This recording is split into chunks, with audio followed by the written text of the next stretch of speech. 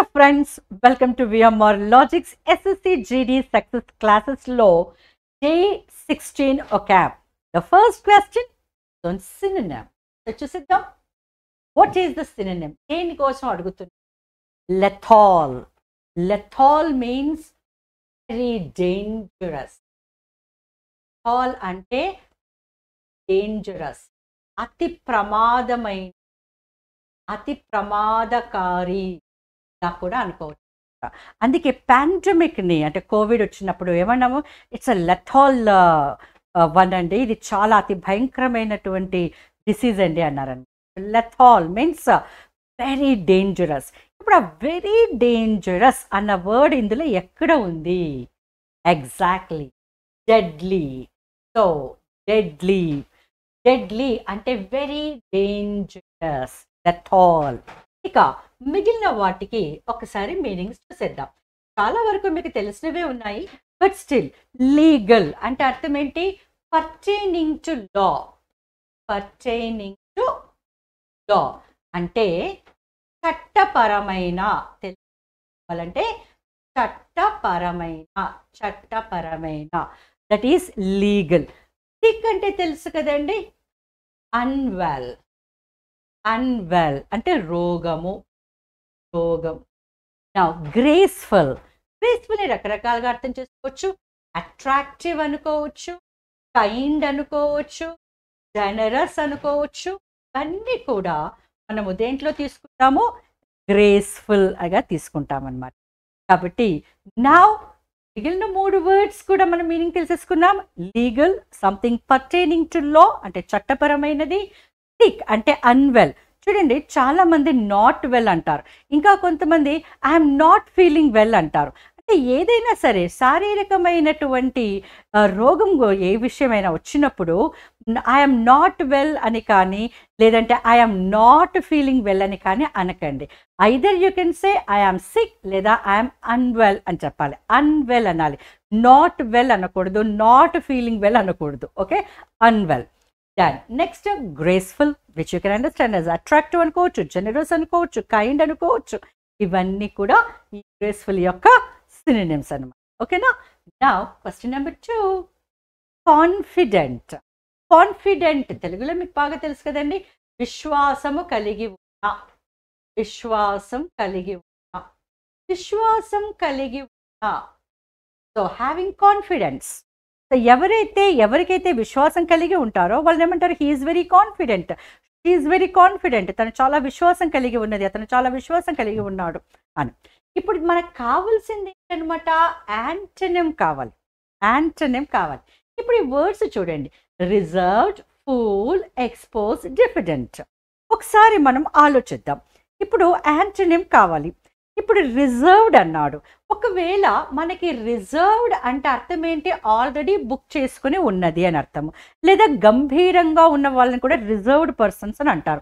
So ఒకటి గంభీరంగా ఉండటము, ఆల్రైట్, ఇంకొకటి ఏంటనమాట? ఆల్రెడీ ఒకదాన్ని బుక్ చేసుకుని ఉండటం. ఈ 2 రకాలుగా మనము రిజర్వ్డ్ అనేటువంటి పదాన్ని వాడుకుంటాం, అంతే కదా? ఇప్పుడు మీరు ఆలోచించండి, రిజర్వ్డ్ అని ఉంది. ఒకవేళ ఈ రిజర్వ్డ్ అనేదానికి కాన్ఫిడెంట్ అనేదానికి ఏమైనా మీనింగ్ ఉందా, అంటే రిలేషన్ ఉందా చెప్పండి. కాన్ఫిడెంట్ అంటే విశ్వాసం కలిగి ఉండటము, రిజర్వ్డ్ అంటే గంభీరంగా కలిగి ఉండటము. మరి విశ్వాసం కలిగి ఉండటానికి, గంభీరంగా ఉండటానికి అదేమైనా వ్యతిరేక పదం అవుతుందా? అసలు ఏమైనా రిలేషన్ కనబడుతుందా రెండింటికి? సినోనిమ్గా కానీ యాంటనిమ్గా కానీ లేదు. కాబట్టి ఇది మన ఆన్సర్ కాలేదు. ఇకపోతే ఫూల్. ఫూల్ అంటే అర్థం ఏంటి? మీ అందరికీ తెలుసు, మ్యాడ్ లేదా యాంటిక్ అని కూడా అంటాం. ANTIC యాంటిక్, గుర్తుపెట్టుకోండి. ANTIQUE యాంటిక్ పేరు. పలకటం యాంటిక్ అనే పలుకుతాము.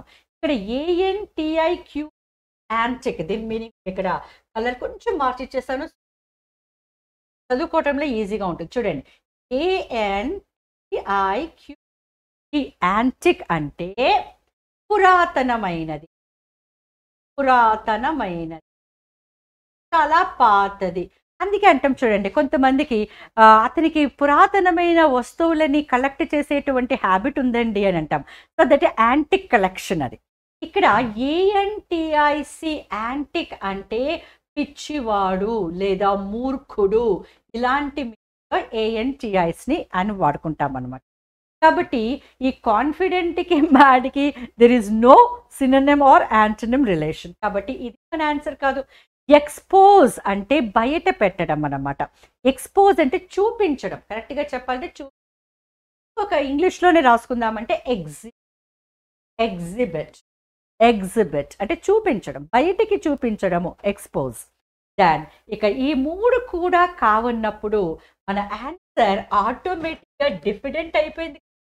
ఎట్ టైమ్స్ ఏంటంటే మనకు ఈ విధమైనటువంటి ఎలిమినేషన్ లాజిక్ని మనం ఫాలో అయితే ఈజీగా ఆన్సర్ని చెప్పుకోవచ్చు అనమాట. కాబట్టి what is our answer option?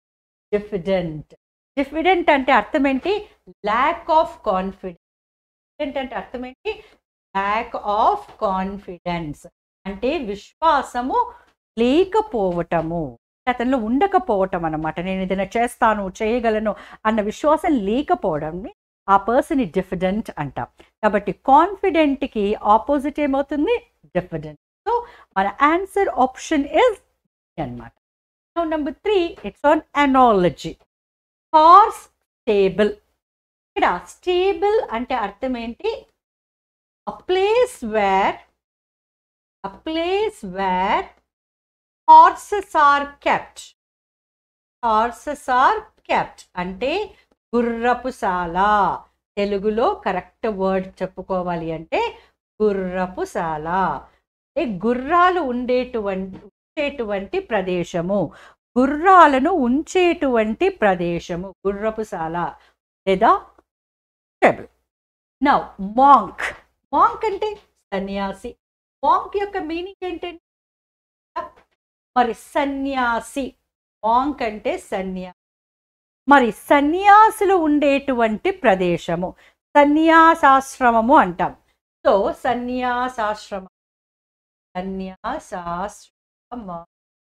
So ఈ సాధువులు సన్యాసులు ఉండేటువంటి ప్రదేశాన్ని సన్యాసాశ్రమము అంటాం. ఆశ్రమము అని జనరల్గా అంటారు, కానీ ఎవరు ఉండే ప్రదేశాన్నైనా కూడా ఆశ్రమం అంటాం. కాబట్టి పర్టిక్యులర్గా సన్యాసులు ఉండేటువంటి ప్రదేశాన్ని తీసుకోవాలి అంటే సన్యాసాశ్రమము అని అంటాం. మరి ఇప్పుడు సన్యాసాశ్రమం ఇక్కడ ఎక్కడ ఉంది మీరే చెప్పాలి ఇప్పుడు కదా. సో ఇక్కడ కూడా మీరు ఎలిమినేషన్ లాజిక్లో వెళ్ళొచ్చు. అయితే ఈ ఎలిమినేషన్ లాజిక్ మీకు ఎప్పుడు వీలవుతుంది? స్టేబుల్ అన్న వర్డ్కి మీనింగ్ ఉంటాయి. మామూలుగా మనం ఏమనుకుంటాము? స్టేబుల్ అంటే నిలకడగా ఉన్నానంటాం. She is very stable, he is very stable. Okay, things are stable అంటే అర్థం ఏంటి? నిలకడగా. థింగ్స్ ఆర్ స్టేబుల్ అంటే పరిస్థితులు నిలకడగా ఉన్నాయి. హీ ఈజ్ వెరీ స్టేబుల్, అతను చాలా నిలకడగల వ్యక్తి. షీ ఈజ్ వెరీ స్టేబుల్, ఆమె చాలా నిలకడగల వ్యక్తి. మరి ఇంకొకటి అదే వర్డ్కి మరొక మీనింగ్ ఏంటంటే గుర్రపుశాల అంటే గుర్రాలను ఉంచేటువంటి ప్రదేశము. ఇప్పుడు ఇక్కడ చూద్దామండి. నౌ ఇప్పుడు మీరు ఈ వర్డ్స్కి మీనింగ్ చూడండి. డెన్. డెన్ అంటే ఏంటి? Related to Lions. సింహాలు ఉండేటువంటి ప్రదేశము. సింహాలు ఉండేటువంటి ప్రదేశాన్ని డెన్ అంటాము. సింహాలు ఉండేటువంటి ప్రదేశాన్ని డెన్ అంటాము. సింహపు గుహ అది. Okay, den. కేవ్. కేవ్ అంటే గుహ. అయితే ఈ గుహలో ఈ లయన్స్ ఉండేవి కాదు.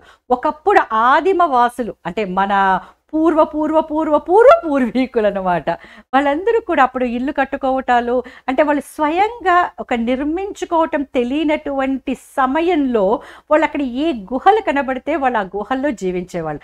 వాటిని కేవ్స్ అంటారు. కాబట్టి ఆదిమ మానవుడు నివసించినటువంటి ప్రదేశము కేవ్. ఓకేనా? Then hermit.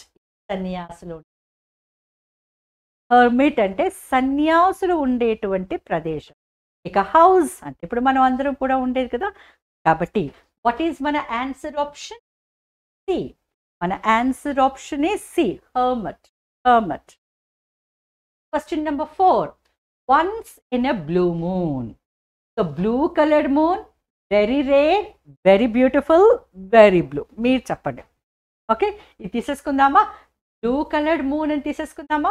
Because once in a blue moon అంటున్నాం కాబట్టి బ్లూ కలర్డ్ మూన్ తీసుకుందామా? డెఫినెట్. ఓకే, మరి బ్లూ కలర్డ్ మూన్ చాలా అందంగా ఉంటాడు కదా, కాబట్టి వెరీ బ్యూటిఫుల్ తీసుకుందామా? నో. మరి బ్లూ కలర్ మూన్ అంటే చాలా బ్లూగా ఉంటాడేమో, వెరీ బ్లూ తీసుకుందామా? Definitely not. సో ఆన్సర్ వచ్చేసింది కదా, very rare, very rare. So once in a blue moon అంటే అప్పుడప్పుడు అని అర్థం అండి. అప్పుడప్పుడు, అప్పుడప్పుడు. ఓకే, అంటే రెగ్యులర్గా కాకుండా అనమాట. Not very often, not often, not very often అంటే రేర్ కదండి, అదనమాట. కాబట్టి మనకి ఇది ఒక్కొక్కసారి క్లోజ్ టెస్ట్లో కానివ్వండి, రీడింగ్ కాంప్రిహెన్షన్లో కానీ వచ్చినప్పుడు అర్థం చేసుకోవచ్చు. The student is once in a blue moon to his school అన్నాడు అనుకోండి. The student is once in a blue moon అంటే అర్థం ఏంటి, ఆ విద్యార్థి అప్పుడప్పుడు స్కూల్కి వస్తాడు అని అర్థం అనమాట. కాబట్టి not very often, that means very rare. So మన ఆన్సర్ ఆప్షన్ బి హియర్. మన answer option is B. Now, 5 one-word substitute. Dwarfed varieties of trees and shrubs in pots. అంటే ఇప్పుడు చిన్న చిన్న కుండీలలో మీరు ఎప్పుడైనా చూసారా అండి? చిన్న కుండీల్లో కూడా మనకు రావి చెట్టు ఉంటుంది. చిన్న కుండీల్లో కూడా ఇంతే కుండీ ఉంటుంది, ఇంతే కుండీ. Okay, pot, small pot. ఈ స్మాల్ పాట్లో కూడా ఒక ట్రీ ఉంటుంది, దానికి మ్యాంగోస్ కూడా ఉంటాయి, మ్యాంగోస్ కూడా ఉంటాయి. ఓకే, ఎప్పుడైనా గమనించారా అండి? సో ఇవేమంటాము, పొట్టిగా ఉన్నాయండి, పొట్టి జాతిగా ఉంటాయి, పొట్టిగా పెంచం. సో డ్వార్ఫ్ అంటే అర్థం ఏంటి, షార్ట్. డ్వార్ఫ్ అంటే అర్థం ఏంటి, షార్ట్. గుర్తుపెట్టుకోండి, డ్వార్ఫ్ పీపుల్ అంటాం. డ్వార్ఫ్ అంటే మరుగుజ్జు, చెప్పాలి అంటే మరుగుజ్జు, మరుగుజ్జు అంటే చాలా పొట్టిగా ఉండడం అనమాట. So dwarf varieties of trees అంటే మరుగుజ్జు వృక్షాలు అంటే అది ఒక పద్ధతి అండి. ఇప్పుడు ఒక రావి చెట్టు చూడండి ఎంత పెద్దగా ఉంటుంది, ఒక వేప చెట్టు చూడండి ఎంత పెద్ద, అవన్నీ వృక్షాలు. అసలు చెట్లు అంటాం మనం, వృక్షాలు అంటాం, మహావృక్షాలు అంటాం వాటిని, అవునా? సో రావి చెట్టు, మర్రి చెట్టు, వేప చెట్టు, మామిడి చెట్టు, ఇవన్నీ కూడా మహావృక్షాలు. అలాంటి మహావృక్షాలను ఒక చిన్న తొట్టిలో ఒక పొట్టిగా మరుగుజ్జుగా చేసి పెంచుతారనమాట. అదొక రకమైనటువంటి కళ, దాన్ని బోన్సాయ్ అంటాం అనమాట. ఏమంటాము, బోన్సాయ్. ఇది ఒక జాపనీస్ కళ అండి. ఇప్పుడు మన ఇండియాలో కూడా డ్వార్ఫ్ వెరైటీస్ని ఇస్తున్నారు, పెంచుకోవాలి, కష్టంగా ఉంటుంది, అదే చాలా జాగ్రత్తగా పెంచుకుంటే పెరుగుతాయి. కాబట్టి bonsai, bonsai, dwarf varieties of trees అంటే మరుగుజ్జు వృక్షాలు. ఓకేనా? So that's the answer. ఏంటి, కెనల్, వీటి మీనింగ్ చూద్దామండి. కెనల్, కెనల్ అంటే కుక్కలు పిల్లలు ఉంచేటువంటి ప్రదేశం అన్నమాట. డాగ్ హౌస్ అన్నామండి. So it's a dog house, dog house అంటే కుక్కలు ఉంచేటువంటి ప్రదేశం అనమాట, కుక్కల్ని పిల్లుల్ని ఉంచేటువంటి ప్రదేశం. Kennel, kennel. Now mint, MINT, mint. మనందరికీ తెలిసింది ఏంటి, ఇది మింట్ చాక్లెట్ అంటాం కదా, ఇది మింట్ చాక్లెట్, ఇది మింట్ ఫ్లేవర్ అంటాం. అంటే పుదీనా ఒకటి మనకు తెలిసింది, పుదీనా. మరొకటి తెలుసా మింట్ అంటే ఏంటో? మింట్ అంటే ద ప్లేస్ వేర్